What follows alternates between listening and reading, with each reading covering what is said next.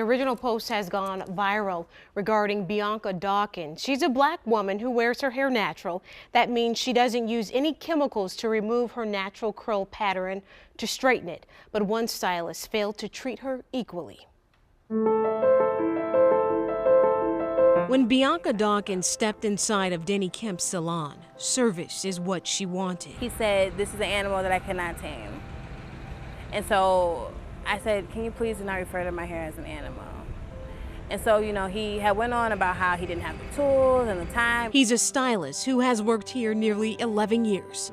Dawkins says she called in advance to schedule an appointment at the salon. Other people did gather around me, and it made me feel like I was in a zoo exhibit. And I was just like, you guys are making me feel like I'm from a different planet. Other people, other stylists were looking at your hair? Other stylists were looking at my hair. And I was told that it took a special person to be able to do this.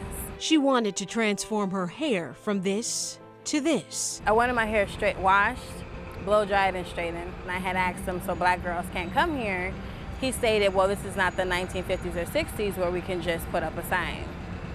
And so, I didn't even respond to that. I was really trying to process what was happening here and how I was being discriminated towards. We failed miserably with that on Friday last week. I mean, that can happen with anybody, but that's not that's not our intention. And Denny Kemp owns the salon bearing his name. we're really sorry, and we just want to make the situation better, not only for Bianca, but for many people who could walk in our salon and things could happen that we weren't prepared for or understand.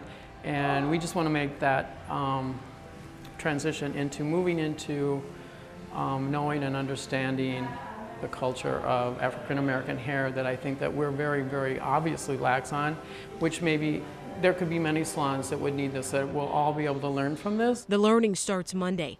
Uptown Curl will host a forum on the best ways to care for textured hair.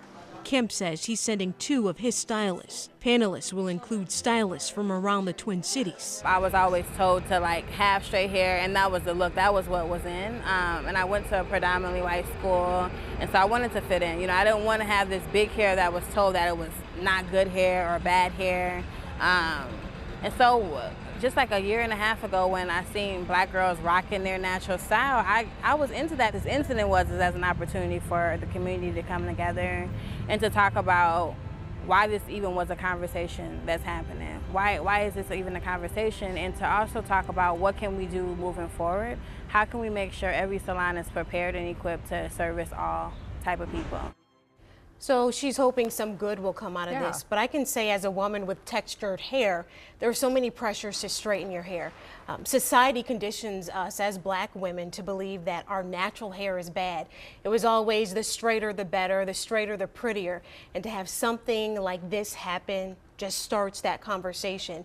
And that forum is taking place on Monday from 6 to 8. Rena and John. A couple of things, Adrian. As someone who's never had to worry about that before, it's kind of interesting to me that this is, something that someone would have to worry about. You'd think you'd be able to go into any salon and be able to get your hair done. But talking about the pressures, and I hope you don't mind me saying this, we all get emails about our appearances, but you often get emails about your hair specifically. I get emails about my hair, and what happened to her has happened to other women across the country. It's not unique here to Minnesota. This was an extreme case.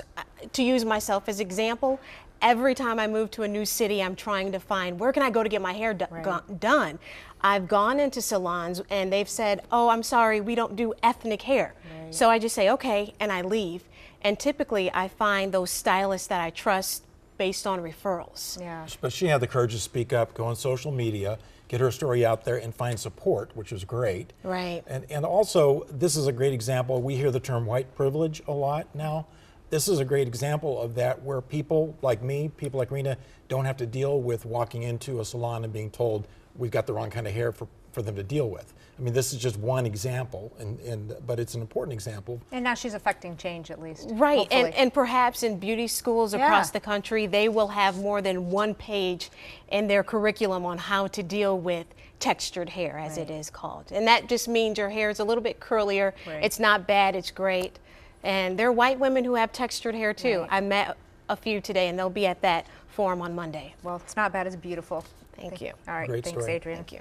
Well, we definitely want your take on all the stories that we've been talking about here today. Weigh in on our Care 11 Facebook page or on Twitter. If you do that, make sure to use the hashtag BTN11 so we can find you. All right, still ahead. Despite what you may think, it's not easy being champions and breaking records.